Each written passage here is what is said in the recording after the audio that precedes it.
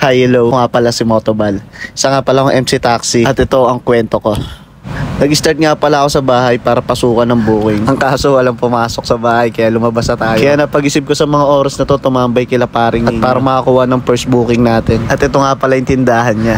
At mukhang dito na tayo mag-aantay ng first booking natin. Habang nag-aantay tayo ng booking, may pagmaritisan muna tayo. Habang nakikipagmaritis tayo, may mga dumating na bata at ito sila.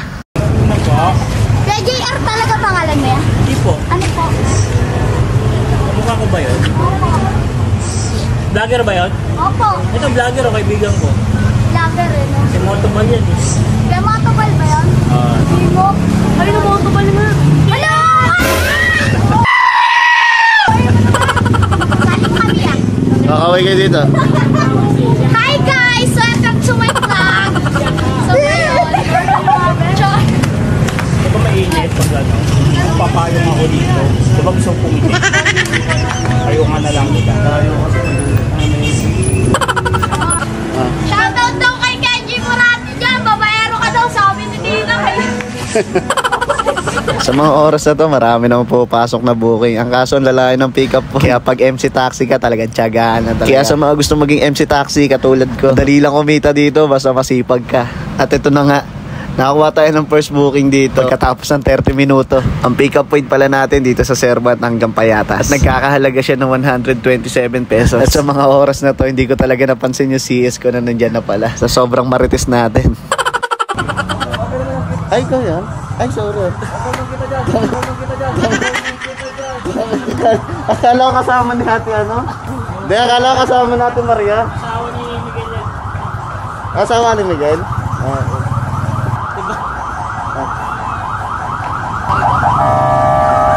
At ito na nga pala ang unang biyahe natin. Sabi nila swerte daw pag first booking.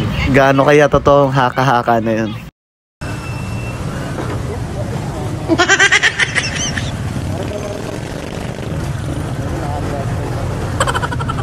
Medyo naninibago tayo ngayon. Halos 2 buwan kasi tayo hindi nakabiyahe. Ganyan ang resulta pag di ka na nagbabiyahe. Kaya sabi ko sa mga oras na yan na magdodoble ingat na kami. Kasi hindi natin alam kung kailan darating ang disgrasya.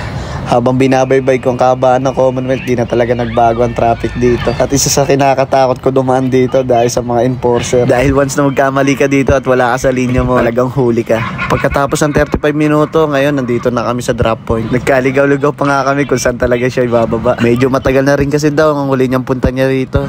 Pero sa awa ng Diyos, nakarating na rin kami ng ligtas. Nagkabayaran na nga kami, ang kaso wala akong barya sa binibigay niya 500. 127 pesos ang rate natin, ang kaso 120 lang ang barya ni ma'am. At dahil no choice tayo at wala tayong barya, kinuha na natin 120 niya. Ganun tayo kabait. Pagkatapos natin ibaba si ma'am, bumapang muna tayo ng konti kasi medyo madilim sa spot na yun. At habang binabaybay natin kalsada, may nakita akong food tripan. Kaya agad ko itong nilapitan. Grabe, sa unang biyahe, nagutom agad tayo. Paano pa naman kasi, paborito natin tong pritong atay. Hindi ko nga alam ba't paborito ko to eh. Mukhang may lahi yata ako kasuha. Pagkatapos ng ilang minutong paghahantay natin, sa wakas, napasukan na rin tayo. Ang pick up point pala natin dito sa Payatas hanggang Valenzuela. Nagkakahalaga siya ng 180 pesos. Nakarating na nga pala tayo sa pick up point at si sir yung masasakay natin. At sabi ni sir, dahan-dahan na sa pagmamaneho para ligtas tayo makarating. At yun, ito na yung pangalawang booking natin. Tara, simulan na natin ang magandang biyahe. Isa sa pinakamasarap maging MC Taxi, lalo't iba't ibang taong nakakasalamuha mo at nakakapag-usap kayo ng maayos. Kaya shoutout sa intercom na to. Isa sa pinakasulit na intercom, ang Freedcon. Bukod sa nakakausap mo siya ng maayos, pwede ka rin mag-sound trip dito. Kaya masabi ko, sulit na sulit ang bili ko dito. Kahit di tayo sponsor, pero sana soon mapansin tayo kasi isa sa pinapangarap ko yan na mapabilang sa pamilya nila. By the way, baka na tayo mapunta. After nga pa namin bumiyahe ng napakalayo, inabutan naman kami ng ulan. Kaya sinabihan ko agad si sir na magkapote muna tayo. Kaya pagkatapos namin magkapote, diretso na tayo. Ganyan ang buhay ng MC Taxi. Maulan, umaraw, tuloy ang biyahe para sa pamilya. Kasi kung hindi tayo gagalaw, walang mangyayari sa buhay natin. Kaya ikaw, magsumikap ka lang at manalig sa Panginoon. Hindi tayo papabayaan.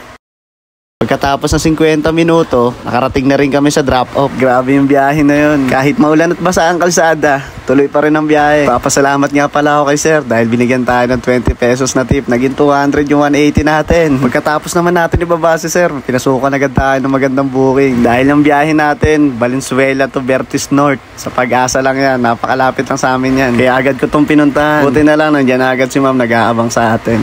Binigyan ko na nga pala ng hairnet si ma'am at sinuotan natin ng helmet. after nun, pinasakay ko na si ma'am. Ito na yung pangatlong booking natin. Tara, simulan na natin ang magandang biyahe. Kaya shoutout kay ma'am. Alam ko mapapanood mo to kasi nabigyan kita ng sticker. Alam nyo ba guys, habang bumibiyahe kami, napakasarap kausap ni ma'am. Kasi nakikisabay siya sa mga jokes ko. Kahit alam natin sa sarili natin, na corny tayo. Kanya kasi ginagawa ko para mapabilis yung biyahe ko. Kaya sa mga MC taxi na katulad ko, alam ko ginagawa nyo rin yan. Kasi minsan, sa ganyang paraan, dyan tayo nabibigyan ng tip. Pagkatapos ng masaya at mahabang kwentuhan, sa wakas nakarating na rin kami na ligtas dito sa drop-off. Pagkatapos tayo bayaran ni ma'am, binigyan naman natin siya ng sticker. Bago ko nga pala makalimutan, nabigyan pala tayo ng tip ni ma'am. Kaya maraming salamat po. Pagkatapos natin ihatid si ma'am, umuwi na agad tayo. Kasi nararamdaman na natin pagbadya ng ulan. Habang binabaybay natin pa uwi, may napansin akong kakaiba. Nice pops. Sa loob ng 3 hours natin pagbiyahe, maabot tayo ng 520 pesos. Sa wakas, may pang-ulam na rin tayo kinabukasan. Kaya dito ko natatapusin yung vlog na to. Maraming salamat sa panonood. Drive safe, keep safe, mama chup chup.